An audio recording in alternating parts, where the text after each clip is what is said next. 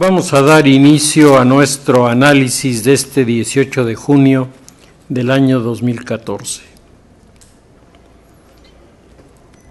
El tema internacional que yo quisiera comentar está relacionado con los incidentes de las últimas semanas en diversos lugares del mundo, en donde las notas de la prensa internacional decían que había una manifestación de la sociedad civil en todas y cada una de los acontecimientos que estaban ocurriendo. Por ejemplo, la situación de Ucrania avanza cada vez más en la línea de crisis. Los medios de comunicación, sin embargo, informan que en Ucrania la sociedad civil se ha apoderado de las instalaciones militares, cuando las imágenes que se presentan nos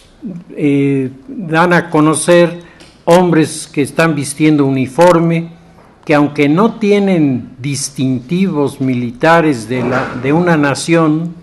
no por eso dejan de ser militares los que lo están haciendo. En el caso de Venezuela, la información nos dice que grupos de la sociedad civil se organizan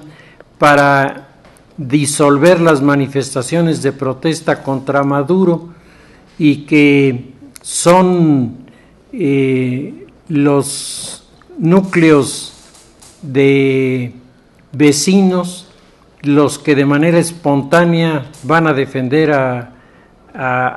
Maduro frente a las críticas que le hace la sociedad. Lo curioso es que estos grupos que actúan en Venezuela están también con distintivos que los identifican y utilizan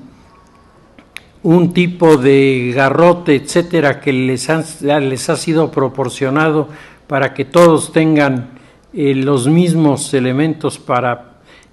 apalear a los manifestantes. Y sin embargo la opinión es: esto es la sociedad civil. En el caso de Siria, los rebeldes en contra de Al-Assad son identificados como sociedad civil cuando la imagen que se nos presenta es ciertamente la de hombres vestidos de civiles, pero llevando armamentos sofisticados, con misiles aire-tierra, tierra-aire, con ametralladoras de alto calibre, con armamento de asalto sumamente sofisticado. Y uno se pregunta, ¿esta es la sociedad civil? Y el último de los casos que me parece se pueden citar en este sentido,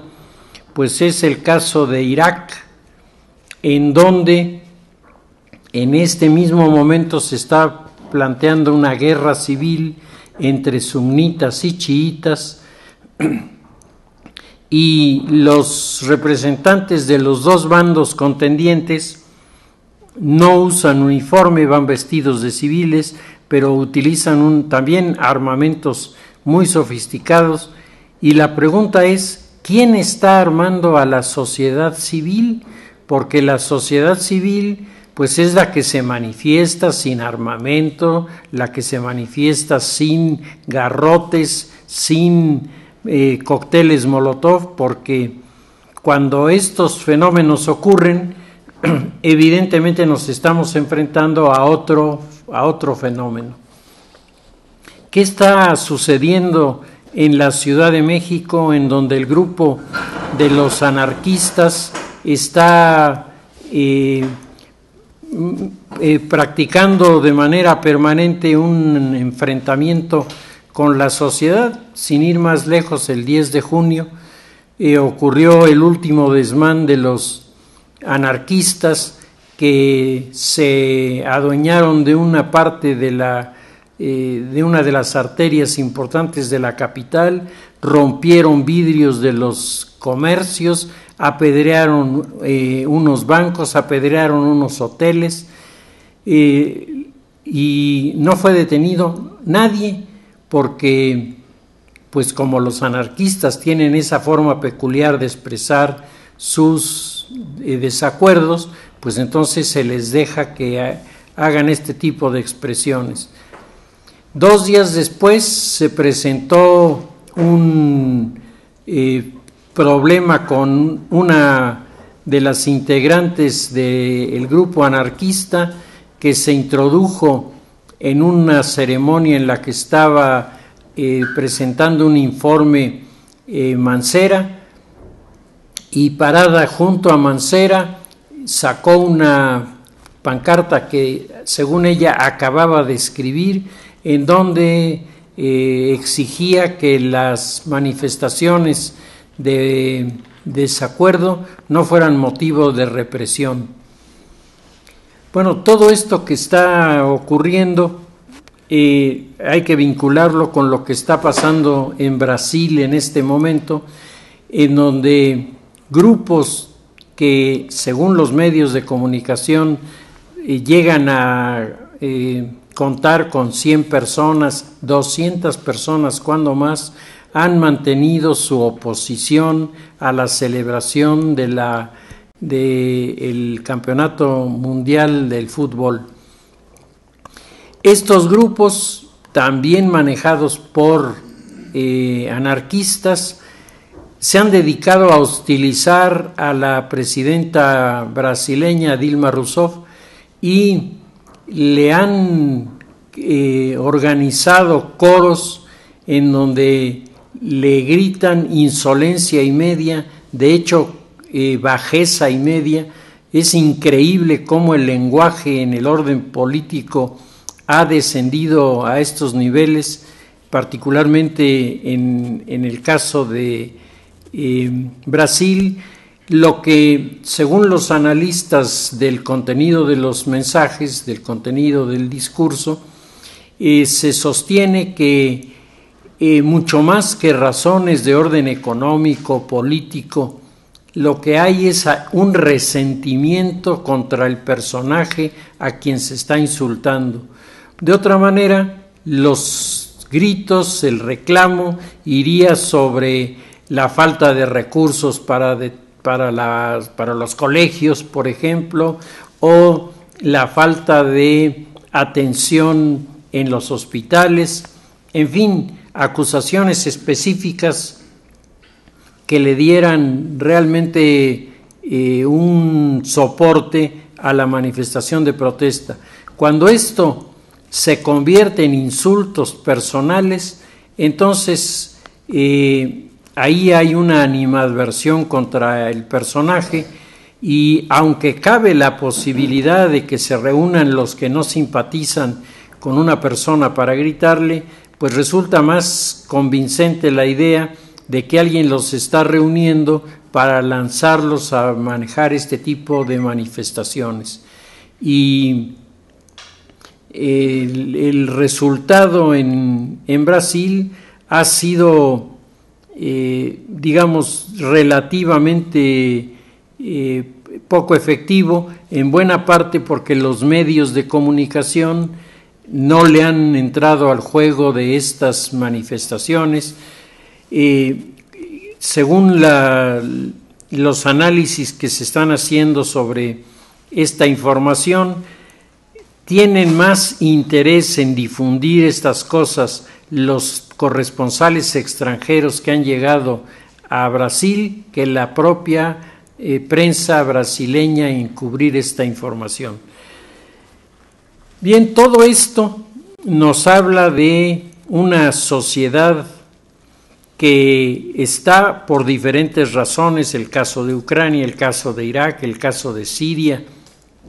el caso de Brasil, en México el caso de los grupos estos de autodefensa. Todo esto que se está presentando y que se le está poniendo la etiqueta de sociedad civil, habría que revisarlo en serio a la luz de una visión que rascara un poco más en los antecedentes de los grupos que están manifestándose y las orientaciones que algunos de estos grupos tienen.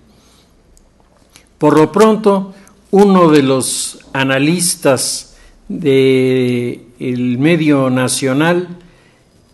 ha adelantado una explicación sobre el grupo de los anarquistas, señalando que el grupo de los anarquistas en la Ciudad de México está patrocinado por una de las dirigentes de la defensa de los derechos humanos, que está derivando recursos de esta dependencia para entregárselos a los anarquistas y que estos puedan incursionar. Y menciona que el fenómeno es un fenómeno que está claramente orientado a pegarle a la figura de Mancera y que se pueden localizar varios hechos en donde los anarquistas han ido explícitamente a estas presentaciones para deteriorar la imagen del regente de la Ciudad de México. La pregunta es: ¿quién está detrás de esto? ¿Realmente es solamente esta funcionaria de la defensa de los derechos humanos o realmente hay detrás un interés político de alguien que quiere hacer a un lado a Mancera en la lucha por la candidatura a la sucesión presidencial? El escenario está abierto ahí para cualquier posible especulación en este entorno. Lo que en términos generales yo quisiera destacar es que, al margen del contenido político, de las dobles intenciones de muchas de estas manifestaciones, de quién esté metiendo dinero por acá o por allá,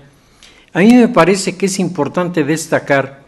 que estamos viviendo un desafío de, entre comillas, la sociedad civil, o sea, cualquier grupo disidente que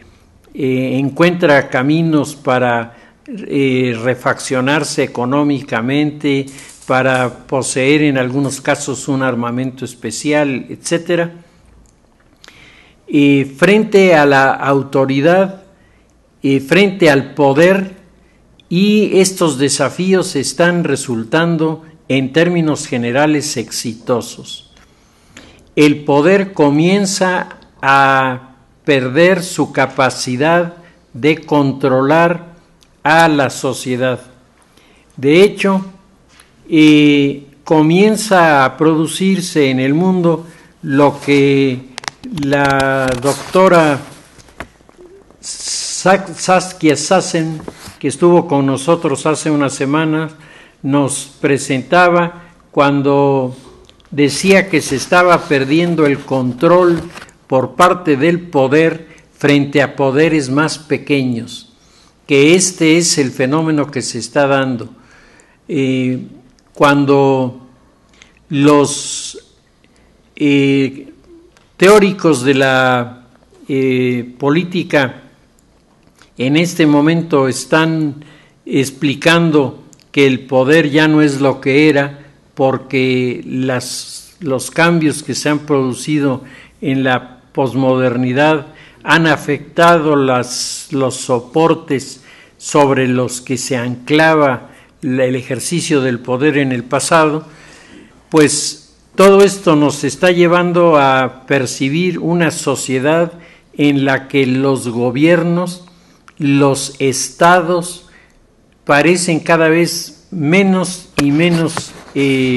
cercanos a controlar el entorno que les corresponde. Y yo apuntaba aquí algunos de los datos que me parece que son importantes a tener en cuenta en esta pérdida del control que sobre la sociedad civil están teniendo los estados. El primero es que el Estado se está enfrentando a una nueva geografía del poder. Y esto se puede explicar diciendo que estamos asistiendo a la formación de un nuevo sistema económico que está centrado en los flujos transfronterizos y en las comunicaciones globales, y que estos flujos transfronterizos son lo mismo de bienes de consumo que de personas, que de armas, que de drogas. Es decir, las fronteras están perdiendo su capacidad de frenar la penetración de todo lo que viene del exterior. En el pasado, las fronteras eran la garantía, o pretendían ser la garantía, de que ningún bien que no conviniera, ni ninguna persona que no justificara, podría cruzar la línea de las fronteras. En la teoría geopolítica, el tema de las fronteras es uno de los temas pioneros de la geopolítica. El alemán Friedrich Ratzel fue el primero que lanzó la teoría de que las fronteras no son líneas rígidas que marcan separación, sino membranas flexibles que inevitablemente se mueven hacia adelante o hacia atrás. Ratzel estaba viviendo, y de hecho el ejemplo que él pone es el ejemplo de Estados Unidos y México. Ratzel estaba viendo cómo el territorio de lo que había sido la Nueva España, que llegaba hasta el Oregón, era echado hacia atrás hasta llegar a los límites que actualmente tiene México con los Estados Unidos, y que fueron precisamente parte de este proceso de empujar las fronteras de la Nueva España, que ya era el territorio mexicano entonces, hasta donde se pudiera, para crecer en espacio los norteamericanos a costa de nuestro país. En alguno de los textos de historia política de las relaciones México-Estados Unidos se utiliza el término de que los españoles nos heredaron a los países latinoamericanos fronteras de papel, es decir, fronteras que no fueron capaces de resistir la presión de las visiones expansionistas. Un geopolítico peruano que acaba de estar con nosotros, Contreras Castro, nos decía que el fenómeno de las fronteras tiene que ser visualizado desde la época de lo que él llama las fronteras retráctiles, es decir, cuando las fronteras se retraían. Y esta es la época de las grandes potencias que se aprovechan de los demás para adueñarse del mundo. De hecho, el siglo XIX es la repartición de África y Asia en manos de los europeos, y esto fue solamente posible por esta visión de unas fronteras que se podían retraer, se podían acomodar, y la prueba es que en el momento en el que los europeos han abandonado los territorios africanos, se han producido innumerables conflictos por las fronteras, porque las fronteras eran totalmente artificiales y mantenidas por la fuerza. Cuando desaparece esta fuerza, las fronteras tienden a recuperar su identificación inicial y entonces se producen todos los conflictos que nosotros conocemos. Las fronteras en el momento presente se están volviendo otra vez a cuestionar. La globalización, de una manera explícita, está planteando la necesidad de darle una nueva interpretación a las fronteras. Y estas fronteras son precisamente las fronteras que tienen estos flujos de constante presencia tanto de bienes de consumo como de personas que intentan ir de una parte a la otra. La soberanía y la territorialidad exclusiva y característica del Estado moderno está siendo fuertemente cuestionada. De hecho, uno de los teóricos del proyecto neoliberal, un chileno que ha venido haciendo una serie de planteamientos sobre el tema de las fronteras, se pregunta si no el tema de las fronteras, que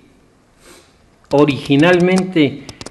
fue una visión de la realidad planteada por teóricos franceses, que no fue aceptada por muchos hasta que pasaron un buen número de años,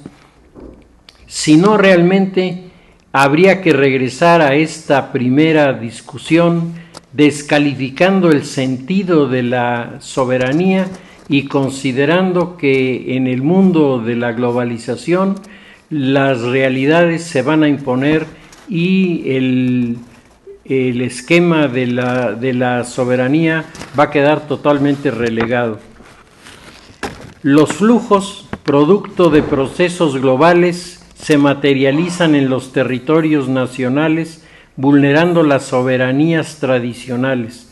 Estos procesos favorecen al desarrollo de las ciudades globales. Y regresamos a Saskia Sassen, que dice: el escenario geopolítico del futuro estará prácticamente soportado por las ciudades. Y las ciudades, dice Saskia Sassen en su libro que se llama así, La ciudad global, dice, comenzarán por ser megaciudades, pero algunas de ellas, no todas, algunas de ellas tendrán características que les permitirán privilegiar el desarrollo de los trámites comerciales, y entonces todo esto va a aterrizar en la formación de estas ciudades que van a pesar más que los estados. Las ciudades, aunque estén dentro de los estados, van a tener tal capacidad económica, tal capacidad política, tal capacidad social, que van a pesar específicamente más que el gobierno de un estado, que se encontrará limitado sobre todo en lo que se refiere a los recursos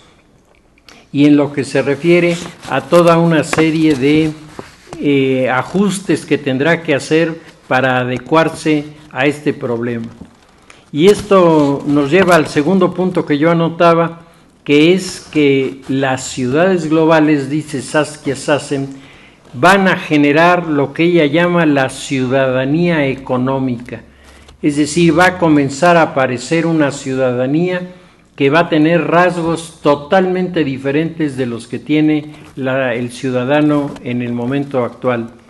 El ciudadano globalizado se va a caracterizar por exigir cada vez más transparencia a los gobiernos. Es decir,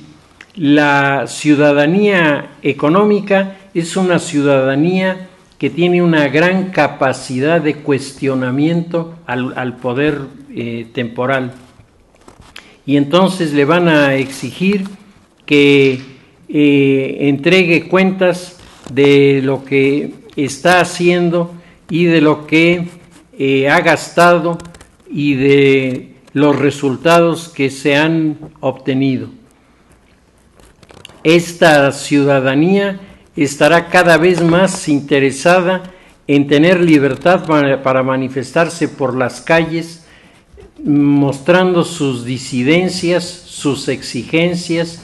sus cuestionamientos, y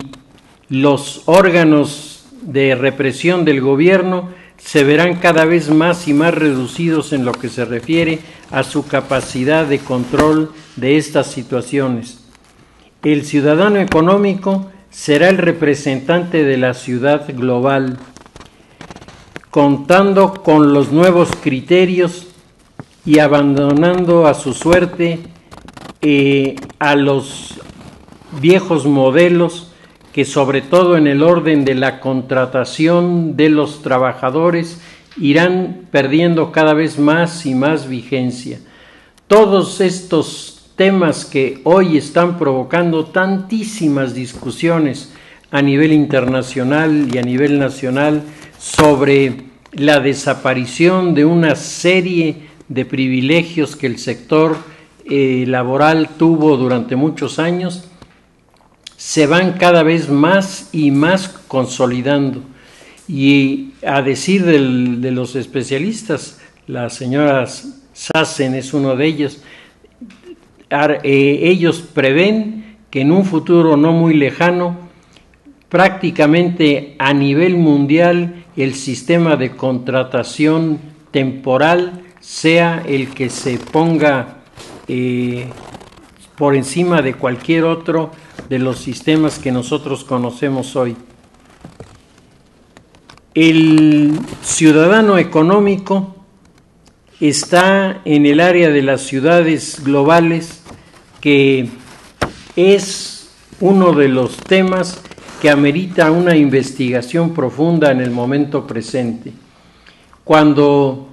la mayoría de las personas nos dicen asombrados los éxitos monumentales de China, la mayoría de ellos no conoce, no ha seguido, ni siquiera a veces ha percibido que China está operando, como dice la doctora Saskia Sassen, está operando desde la perspectiva de las ciudades globales, 23 ciudades globales que han cambiado en 10 años la historia de China, que han generado una cantidad de recursos y han generado un crecimiento que a nivel mundial se considera verdaderamente ejemplar y, por otro lado, envidiable. ¿Cómo lo han logrado? Con estas 23 entidades que obedecen en su funcionamiento a los criterios de las ciudades globales, y que por estar por encima de muchas otras ciudades en el mundo respetando estos principios, están obteniendo por esta razón beneficios que los demás no tienen.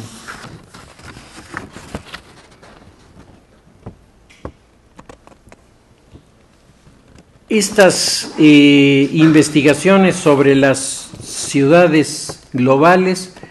nos tienen que llevar a encontrar las claves que nos permitan explicar con mayor certeza cuáles son las características, primero, de la sociedad global, de la ciudad global, y por otro lado, cuáles son las características de lo que Saskia Sassen llama la ciudadanía económica. Estas dos entidades me parece que deberán ser el motivo de preocupación de sociólogos y politólogos, porque aquí estará la clave para lograr encontrar una salida de la crisis internacional, y por otro lado de construir en la línea correcta los acuerdos que tienen que darle futuro a estas proyecciones que hoy se están intentando hacer. Los nuevos ciudadanos tienen que entender que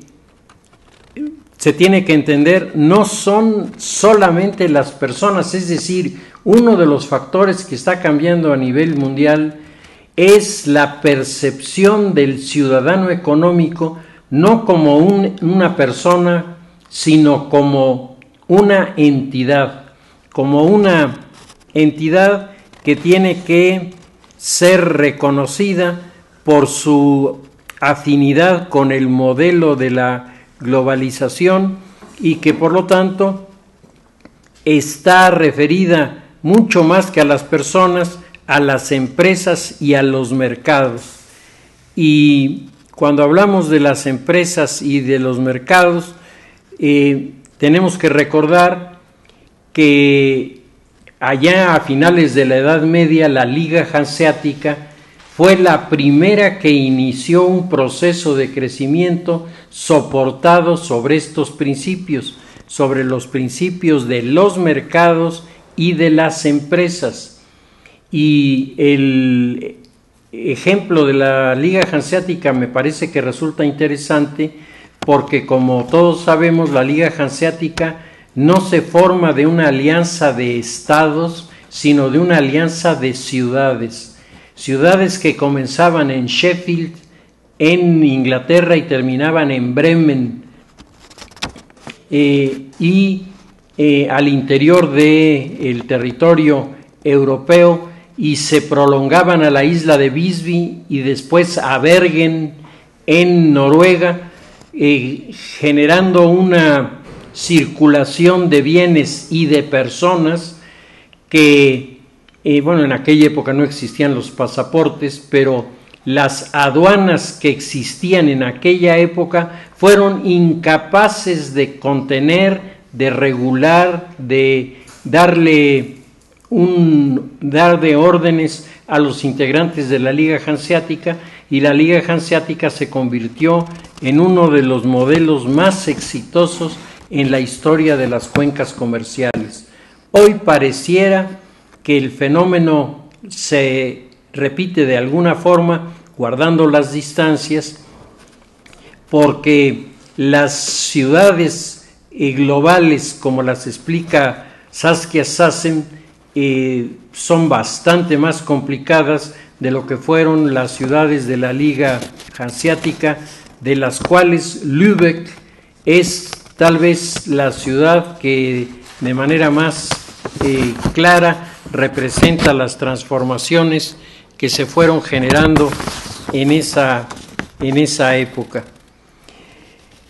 Cuando se habla de esta ciudadanía económica, se está haciendo referencia especialmente a los mercados financieros globales, mucho más que a los corporativos económicos. Entonces, estamos realmente ante un proceso de cambio en el que algunas cosas van mutando, pero otras están apareciendo como fenómenos totalmente novedosos. Así tenemos que preguntarnos en este momento, ¿la soberanía como la conocemos sigue teniendo vigencia en un mundo globalizado? ¿Se puede dar por sentado que los estados conservan la soberanía cuando la información y el comercio deberían fluyen casi sin conocimiento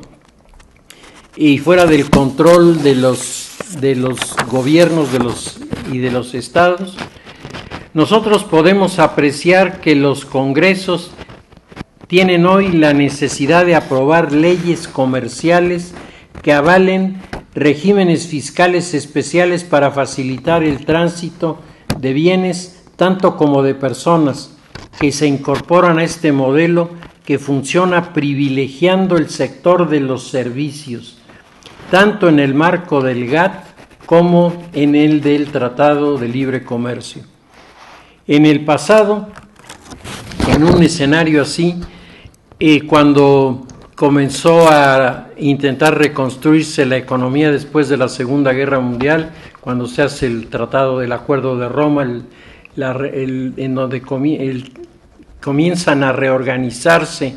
los grupos económicos para revivir una economía que en tiempos de guerra funcionaba con un sistema que en tiempos de paz era imposible mantener, y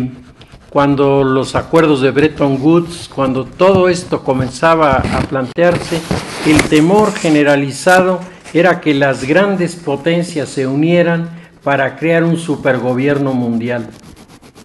Algunos, incluso de manera muy poco sensata, identificaron a las Naciones Unidas como esta manifestación de un gobierno mundial y se escribieron toneladas de folletos, libros, en donde se denostaba a las Naciones Unidas, acusándoles de formar este supergobierno mundial que nunca lo fue. Hoy, por el contrario, el temor que existe es que se esté gestando la deconstrucción de los estados nacionales, desmantelados por las migraciones, que no solamente son las migraciones de personas que se van, sino las personas, muchas de las que se van son los cerebros, son las personas de mayor capacidad, de mayor posibilidad de desarrollar proyectos científicos, proyectos económicos en favor de una comunidad. Pues estos se van porque hoy los mercados internacionales están seleccionando a los profesionistas que en estas áreas se especializan de manera más particular. Un ejemplo lo tenemos en el caso de la India. Si ustedes se toman el trabajo de revisar cualquiera de las publicaciones en el área económica de las Naciones Unidas, la que quieran, cuenten el número de hindúes que están en el Consejo de Administración, que están en la redacción, que están en la investigación de las áreas económicas, porque los hindúes han demostrado que sus escuelas de preparación superior para sus jóvenes estudiantes en el área económica es de mucho mayor versatilidad que la de otros lugares, y el resultado es la India no tiene estos personajes trabajando para su gobierno. La India tiene a sus cerebros fuera de la India trabajando para organizaciones internacionales. Qué bueno que ocurre, pero sin duda el fenómeno de esta migración de los cerebros de la que habla Saskia Sassen, pues es algo que tiene que estarse reflexionando. Y por otro lado, se está generando un proceso de transnacionalización que explica el papel de las megaciudades que se transforman en ciudades globales, precisamente porque la transnacionalización que se está gestando está haciendo que la imagen de los estados-nación quede como una referencia secundaria y sean las ciudades, los mercados, los que vayan identificando la realidad de estas comunidades. Pues me parece que el planteamiento es un planteamiento interesante, es un planteamiento nuevo, es un planteamiento que evidentemente tiene áreas débiles en sus explicaciones, porque es el resultado de una investigación preliminar sobre un escenario rápidamente cambiante y con una gran capacidad de influencia en el entorno, pero al mismo tiempo me parece que nos da un poco la luz y la orientación de las cosas que pueden estar ocurriendo en nuestro entorno sin que seamos capaces de percibirlo, y por ello nuestra reacción frente a los acontecimientos en muchas ocasiones está llena de pesimismo porque no acabamos de entender que el cambio de época en el que nos encontramos, entre otras cosas, significa cambios de esta magnitud. Un cambio de época es un cambio de una enorme extensión y de una enorme profundidad. Y ningún cambio de esa extensión y de esa profundidad, primero, se va a resolver de manera inmediata, y segundo, se va a resolver sin atropellar muchas de las instituciones, muchos de los códigos y muchas de las realidades, sobre todo en política, que se consideraban inmutables en el periodo de la modernidad. Cuando todo este escenario, además, lo completa Schmitter diciendo que el futuro de los partidos políticos él lo ve totalmente cancelado, que él piensa que estamos a punto de llegar a un modelo político totalmente diferente, en el que a lo mejor la institución del partido de alguna manera se queda con mutaciones muy profundas o desaparecen los partidos y comenzamos a descubrir nuevas formas de participación. Decía Schmitter, y con toda razón,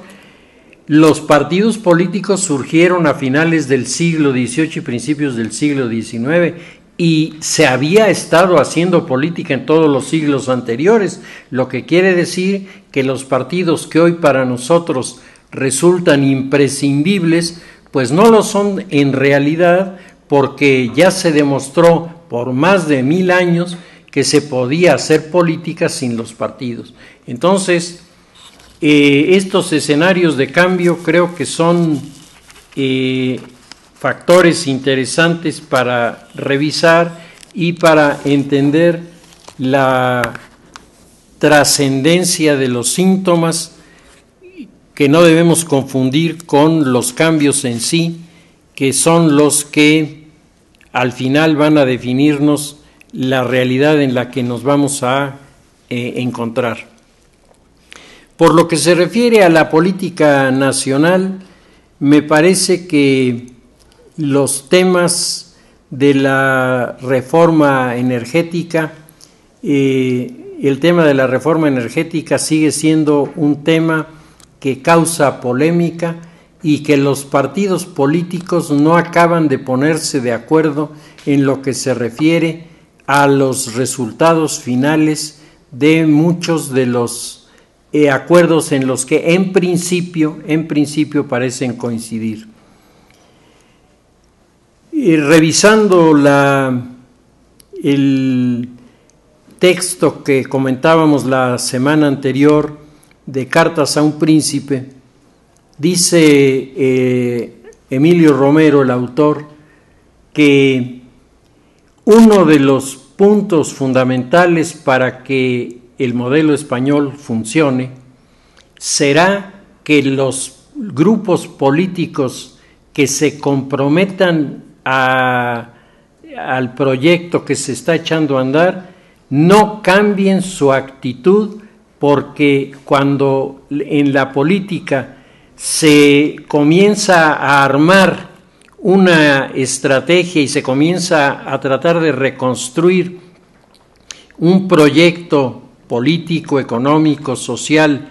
soportado sobre el acuerdo de diversos factores, cuando alguno de estos factores deja de funcionar, todo lo que se había echado a andar, primero se paraliza y segundo corre el riesgo de venirse abajo. A mí me recuerda esta reflexión de Emilio Romero lo que sucedió en México entre el año 2000 y el año 2006 en el gobierno de Vicente Fox, cuando venía todo el proyecto de la transición política planteado en 1001 foros en el país, y en el momento en el que Vicente Fox llega a la presidencia, el tema de la transición se olvida, se implementan muchos otros, pero al haber fallado el soporte fundamental de esta acción de la transición, que estaba descansando sin duda alguna en la figura del presidente que no impulsó la transición, sin duda el resto del escenario se volvió cada vez más y más indefinido, y finalmente hoy los expertos en el tema de transiciones consideran que hemos retrocedido en lugar de avanzado en lo que se refiere a este terreno. Los partidos políticos siguen por razones pragmáticas favoreciendo de manera muy particular esta o aquella propuesta a cambio siempre de otras enmiendas que se pretenden en otras áreas. A mí no es que me parezca mal el procedimiento. Creo que los políticos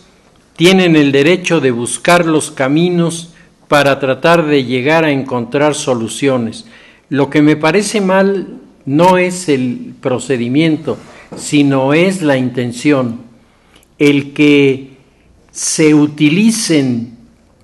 muchas de estas circunstancias como elementos para chantajear al otro. No te firmo la reforma, a pesar de que estoy convencido primero de que es urgente, de que es necesaria, de que no le puede fallar al país porque las consecuencias serían gravísimas, y no te firmo si tú no me reconoces tal y cual elemento dentro de los acuerdos de otro tema que se está manejando. El caso del conflicto entre el PAN y el PRI sobre la reforma energética y la reforma política. Y por otro lado, del lado del PRI, el tratar de, después de haber llegado a un entendimiento con el Partido Acción Nacional sobre características y sobre puntos específicos de la reforma política, en el momento clave intentar cambiarlos para sacar ventaja. Estas son las cosas que hacen que nuestra política sea una política de pocos resultados y de poca confiabilidad. De alguna manera, nuestros políticos y nuestros acuerdos serían identificados o serían identificables como región 4, es decir, aquello que sale con posibilidades muy notables de estar lleno de deficiencias. Es triste que nos encontremos en una situación así, porque esto significa que nuestros políticos siguen sin darse cuenta del terrible deterioro que en la política, en la sociedad se está produciendo respecto de las instituciones políticas y de las terribles consecuencias que va a tener esto sobre muchos de los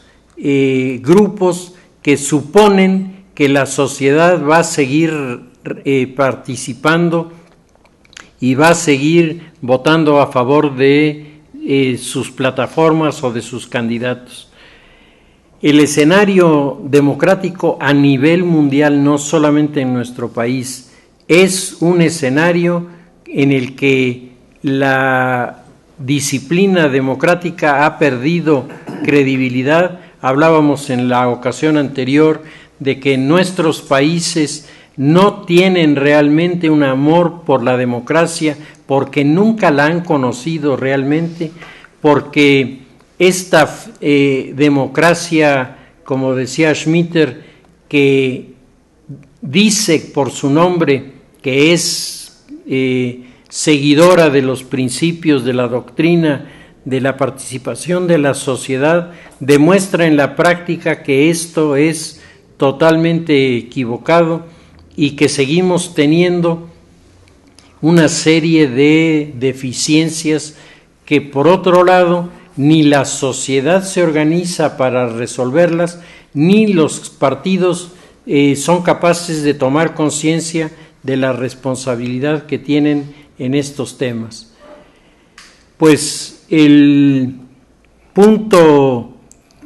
central de estas discusiones supuestamente se había dejado para estos momentos en que el tema del fútbol es el tema que está dominando el escenario. Todo el mundo habla de los resultados, todo el mundo habla de las diferentes manifestaciones deportivas que se han estado viendo en los últimos días, y los temas de la discusión que se ve que han sido sumamente difíciles al interior de las cámaras. Primero, casi nadie las conoce, y luego los resultados, lo que sale en los medios, lo que se expresa, pues es lo que más desalienta a la comunidad. Ustedes saben que acaba de publicarse una encuesta sobre la confiabilidad de las instituciones en nuestro país, y la institución que salió calificada más bajo es la institución de la Cámara de Diputados. Esta percepción, creo que al margen de la justicia o injusticia que en el juicio hay, nos está enseñando que la sociedad en nuestro país, como en el resto del mundo, se está distanciando de los partidos, de los actores en la política, y el escenario de manifestaciones de protesta en las calles, de cuestionamientos cada vez más severos a los funcionarios, etcétera, pues habla de que estamos llegando a lo que pudiéramos considerar un momento límite entre la sociedad civil y la sociedad política en lo que se refiere a entendimiento y a confiabilidad para el desarrollo de la sociedad en el futuro. Pues si les parece, dejamos nuestro análisis hasta aquí y continuaremos la semana próxima.